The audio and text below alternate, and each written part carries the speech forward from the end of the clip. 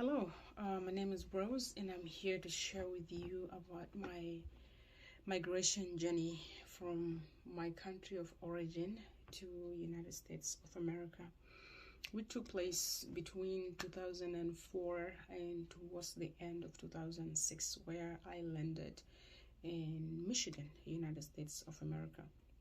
I am a refugee from South Sudan, and there are differences between refugees, immigrants, and asylum seekers, and each one of them has a different process. So in my case, since I'm a refugee, I will talk a little bit about refugees and the process. Who are refugees and why are they refugees? What are the qualifications and what are the process to be qualified as a refugee and how long it takes? And the time is varies from the process and from case to case, and also from the resettlement agencies. And again, if you're lucky, also that play roles in that. Anyways, refugees are migrants seeking entry from a third country who are able to demonstrate that they are prosecuted or have reasons to fear persecution, race, religion, nationality, political opinions, or political unrest, or basically being a member in a particular social group. In my case, my reason to seek refuge was war that happened in Sudan.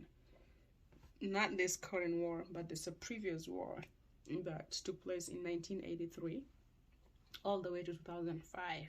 So the war started before even I was born. I was born through it, grew up through it. So I'm a refugee from the age of 2. I left my country very, very early and went to different countries for refuge. And then a long journey, ended up in US. So I was qualified because my country was going through civil war by then. I left Sudan in 2004 from the south to the northern part, which is Khartoum, and then from Khartoum I came to Cairo. So the process started like we started the journey bus, and then a train, and then a ship, and then bus again to Cairo. So it took us about 3 to 4 days, I think, or maybe a week. I don't remember, but somewhere there. All I remember I was just exhausted and I wanted to rest. But I think it's between 3 to 7 days journey.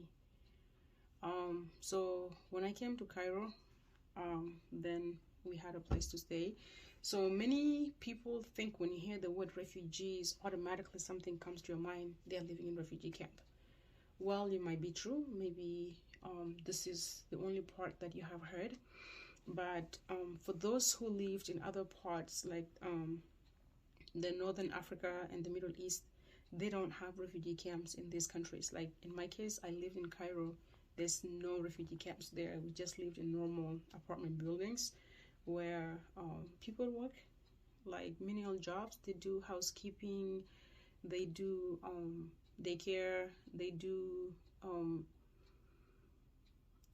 cutting grass in people's houses, cleaning basically. Because if you're not from Egypt, basically you don't have like a really, really good job. So refugees are really, really suffering to just make sure that their children are eating. And living in Cairo is not easy, especially being black. You're being bullied day and night. People are being killed. You know, there are people who went to work and never show up. They do, how do you call that? Human parts harvesting. Because I know my mother's friend's daughter who actually went to work because her mother was sick. She wasn't able to work, so she went to work. And but then there are different kind of job. You can go for what they call it daily. You go to work and then you get paid after 30 days. And for people who can go to work and stay there for a whole week, and then you get 1 day off, you come back home. So she was doing that because when you live in the house, you get paid more. So in her case, she went there to work to stay because she can get a little bit of money to pay their rent and also provide food and shelter and a little bit of needs for her siblings and her mother. Unfortunately, she was killed and all her organs are harvested. And she was thrown from, I think, 7th floor down, and they claimed that she committed suicide. So after people came to help, she was already dead, and there's a lot of curtains, you know, filled into her skull was open, and then curtains in, and all her organs like all taken and filled with curtains. And we just don't understand, like, how can someone do that? So that was my first experience of seeing someone who was killed, and then like all her body was stuffed just to cover up, and they claim that they don't know what happened, that actually she jumped from the balcony to kill herself. She's already dead. Anyway, those are some incidents that happened. So a lot of bad incidents happened. I was bullied because of my skin color. I was called bunga bunga. I was called chocolata, means you're dark, and I was hit at one time. Somebody pushed me. So many things happened to people being refugees in Egypt. UN is literally doing little to nothing. Little to nothing. People are dying. People are homeless. There are only few who actually manage to leave. And for those who are living in Cairo, they have family members who are actually supporting them, be it in Australia, Canada, or in the US or other parts of the Europe, like actually supporting them monthly to just pay for their rent and a little bit of food. They're just living there by what we Africans use, grace of God. So the process is long. Mine took us 3 years, but the first process is that the first steps for potential refugees abroad is mostly often to register with UN High Commissioner for Refugees, which is UN HCR. I've took a little bit of note here to help me out. So UNHCR is the official that will collect documentation and perform an initial screening, and then refer qualifying individual to the State Department Resettlement Support Center. They have about 7 support centers around the world. So through that, they'll send the referral to US Embassy or to non-governmental organizations. So in my case, I think we were referred to IOM, which is the International Organization for Migration, and IOM coordinates refugees' travel to United States. And then from there, the RSC officials interview the applicants, verify their personal data, and submit the information for background check by the suites of U.S. national security agencies. And these security checks include multiple forms of biometric screening, such as cross-checks and global fingerprinting database, and then medical tests. And those medical tests, I remember for me, we did the interview first, orientation, and then we did the medical check. And actually the medical check, they want to make sure that you are healthy, or if you have diseases, as soon as you reach the US, then they will take you to a hospital and then start the treatment. So if none of these inquiries produce problematic results, including criminal histories, past immigration violation, connections to terrorist groups, right? Terrorist groups, or communicable diseases, right? The applicants can be cleared for entry to the United States. Otherwise, you cannot enter the United States. So the entire admission process generally takes between 18 months to 2 years to complete. That's if you are admitted. And apart from all the years that you're waiting, so this is the waiting period in the process. And you may think it's just easy, because in my case, I just thought, oh, we're going for interview, and then maybe next week we're traveling to USA, but it took a long time. And I did not know the whole process actually until I moved to the USA. And then I started working with immigrants, and then just getting to know about the process actually of bringing people in. You'll be surprised that how many agencies are involved just to bring maybe one person or two or a family. It takes, like Africans will say, a whole village. In the US, like tons of organizations are part of it. So they're like government agencies that are part of this process. Like in the US, there are 3. So the federal government that is part of this refugee resettlement process are the State Department, the Department of Homeland Security, and the Department of Health and Human Services. The state departments, the Bureau of Population, Refugee, and Migration, which is a PRM, And PRM is the first U.S. government point of contact, actually. It coordinates the process with all other agencies until refugees are resettled.